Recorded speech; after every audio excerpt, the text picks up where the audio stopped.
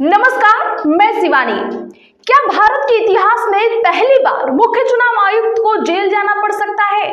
क्या बंगाल में लोकतंत्र का उत्सव शुरू होने से पहले ही राष्ट्रपति शासन का ग्रहण लगने वाला है? आज की यह खबर महज एक रिपोर्ट नहीं है, यह बंगाल की राजनीति में आए उस भूचाल की आहट है जिसे दिल्ली के साउथ ब्लॉक में तैयार किया जा रहा है। जरा सोचिए, एक तरफ देश की सबसे बड़ी अदालत सुप्रीम कोर्ट का डंडा है और दूसरी तरफ देश के गृह मंत्री अमित शाह की बिछाई हुई सियासी शतरंज, और इन दोनों के बीच फंसे हैं मुख्य चुनाव आयुक्त ज्ञानेश कुमार।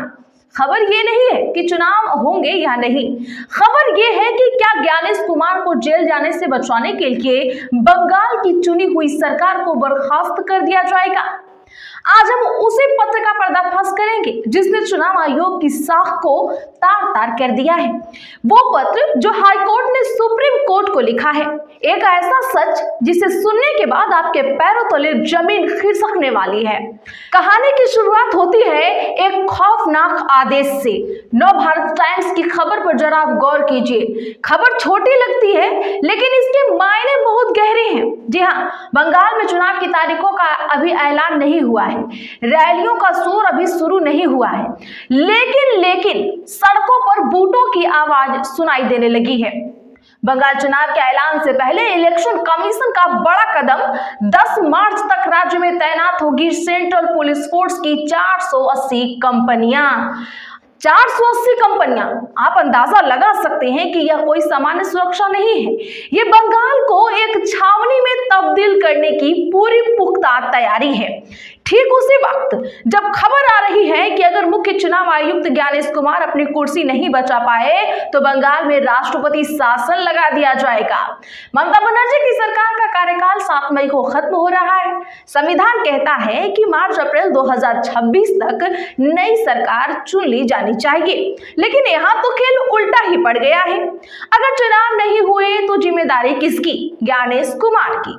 और अगर ज्ञानेश कुमार सुप्रीम कोर्ट के सवालों का पुख्ता जवाब नहीं दे पाए तो कानून के हाथ उनके गिरेबान तक पहुंच सकते हैं।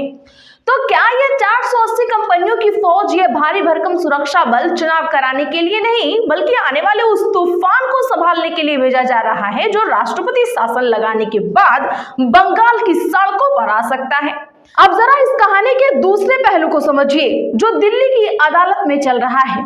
15 फरवरी ये वो तारीख थी जब चुनाव आयोग ने दावा किया कि बंगाल में मतदाता सूची का काम पूरा हो गया है। उन्होंने फॉर्म अपलोड करना बंद कर दिया, लेकिन सुप्रीम कोर्ट का आदेश तो कुछ और ही कह रहा था। आदेश था 21 फरवरी तक फॉर्म अपलोड होने चाहिए। जब यह मामला देश के मुख्य न्यायाधीश CJI सूर्यकांत के पास पहुंचा तो उन्होंने जो कहा उसने चुनाव आयोग की नींद ही उड़ा के रख दी। उन्होंने साफ शब्दों में कह दिया, जब तक मतदाता सूची की प्रक्रिया पूरी तरह सही नहीं होगी बंगाल में चुनाव नहीं होंगे। यह साधारण फटकार नहीं थी। इतिहास में यह पहली बार हुआ जब सुप्रीम कोर्ट ने चुनाव आयोग की पावर को सीज कर दिया। कोर्ट ने कहा कि अब चुनाव आयोग के अधिकारी ये काम नहीं करेंगे बल्कि न्यायिक अधिकारी मतदाता सूची की जांच करेंगे। और तो और सुप्रीम कोर्ट ने चुनाव आयोग को बाईपास करते हुए आदेश दिया कि आयोग अब सीधे हाई कोर्ट को रिपोर्ट करेगा। यानी देश की स्वायत्त संस्था चुनाव आयोग अब एक रिपोर्टिंग एजेंसी बनकर रह गई है। लेकिन असली पेच तो अब फंसा है। कोलकाता हाईकोर्ट ने सुप्रीम कोर्ट को एक चिट्ठी लिखी है। यह चिट्ठी नहीं है, चुनाव आयोग की नाकामी का कबूलनामा है। हाईकोर्ट ने साफ कर दिया है कि चुनाव आयोग के दावों के मुताबिक जो 80 लाख नोटिसेस पेंडिंग हैं, उन्हें निपटाना इंसानी बस की बात नहीं है। हाईकोर्ट ने लिखा है, अगर हम 250 न्यायिक अधिकारियों को भी काम पर लगा दें तो भी इन 80 लाख मामलों की सुनवाई आने वाले 80 दिनों में पूरी नहीं हो सकती। अब आप जरा गणित लगाइए। 15 फरवरी को चुनाव आयोग कह रहा था कि काम पूरा हो गया। 28 फरवरी तक सुप्रीम कोर्ट ने फाइनल लिस्ट मांगी है, लेकिन जमीनी हकीकत यह है कि यह काम अगले 3 महीनों में भी पूरा नहीं होता दिख रहा है। अब सवाल ये है, अगर मार्च और अप्रैल में चुनाव नहीं हो पाए तो क्या होगा? संविधान का अनुच्छेद 356 यानी राष्ट्रपति शासन सुप्रीम कोर्ट भी ये समझता है, इसीलिए जस्टिस सूर्यकांत ने अल्टीमेटम दे दिया है। 28 फरवरी तक किसी भी हाल में फाइनल लिस्ट पब्लिश करनी होगी। अगर मैन पावर कम है तो उड़ीसा और झारखंड से अफसर बुलाओ, लेकिन काम पूरा करो। लेकिन क्या यह मुमकिन है? क्या 80 लाख लोगों का भविष्य अधर में लटका है? और इसी अफरा तफरी के बीच तृणमूल कांग्रेस ने एक ऐसा मुद्दा उठाया है जिसने पूरी प्रक्रिया पर सवाल या निशान लगा दिया है। टीएमसी के सांसद साकेत गोखले, उन्होंने दबी जुबान में नहीं बल्कि खुलेआम चुनौती दे डाली है। उनका आरोप बेहद गंभीर है। उनका कहना है कि बंगाल की वोटर लिस्ट में जो सॉफ्टवेयर इस्तेमाल किया जा रहा है वह करप्ट है। साकेत गोखले के शब्दों पर जरा आप गौर कीजिए। उन्होंने कहा है, जिस सॉफ्टवेयर का इस्तेमाल बंगाली वोटर लिस्ट को अंग्रेजी में ट्रांसलेट करने के लिए किया जा रहा है उसमें भारी गड़बड़ी है। नाम बदले जा रहे हैं। अमित का नाम बदलकर ओमिट किया जा रहा है। यह तकनीकी खामी नहीं, यह एक सोची समझी साजिश है। मुख्य चुनाव आयुक्त ज्ञानेश कुमार को लोगों के वोटिंग अधिकार छीनने के लिए तत्काल प्रभाव से जेल में डाल देना चाहिए। सोचिए, एक सॉफ्टवेयर ग्लिच की वजह से 95 लाख लोगों को नोटिस भेजा गया। क्या यह सिर्फ एक तकनीकी गलती है या फिर एक खास समुदाय, एक खास वर्ग के लोगों को वोटिंग से बाहर करने का डिजिटल षड्यंत्र? अमित का ओमिट हो जाना यह महज स्पेलिंग की गलती नहीं है, यह एक नागरिक के अस्तित्व को मिटाने जैसा है। और इसी गड़बड़ी के चलते बिना सुनवाई किए 15 फरवरी को पोर्टल बंद कर दिया गया। अब जब न्यायिक अधिकारियों ने फाइलें खोली हैं तो उनके हाथ पांव फूल गए हैं। 80 लाख नोटिस और समय बचा है शून्य।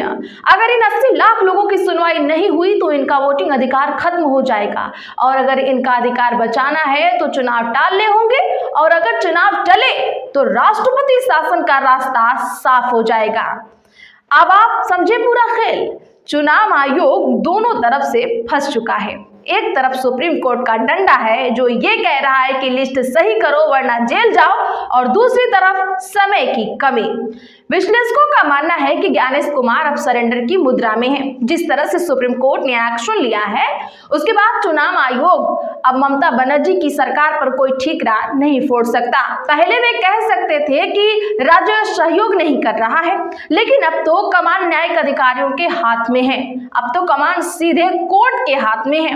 यही वजह है कि दिल्ली में बेचैनी है। चुनाव आयोग हड़बड़ा रहा है और यह हड़बड़ाहट 480 कंपनियों की तैनाती में साफ दिख रही है। क्या अमित शाह ने यह भाप लिया है कि ज्ञानेश कुमार अब नहीं बच पाएंगे?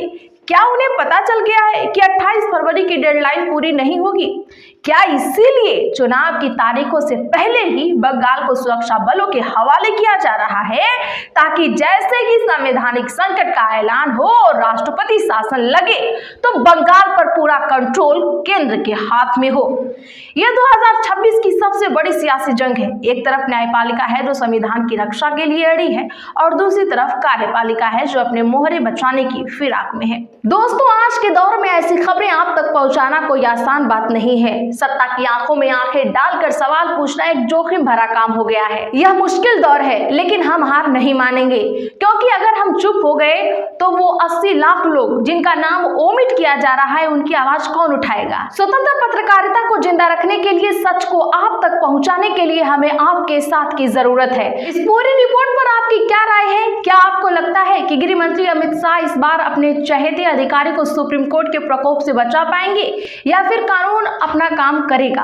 आप जो भी सोचते हैं हमें कमेंट बॉक्स में खुलकर लिखें। आपकी राय मायने रखती है। इस वीडियो को इतना शेयर करें कि यह आवाज दिल्ली और बंगाल के हर कान तक पहुंचे। लाइक करें, सब्सक्राइब करें और बेल आइकन को दबाना ना भूलें। मैं शिवानी फिर मिलूंगी आपसे एक बड़ी खबर के साथ।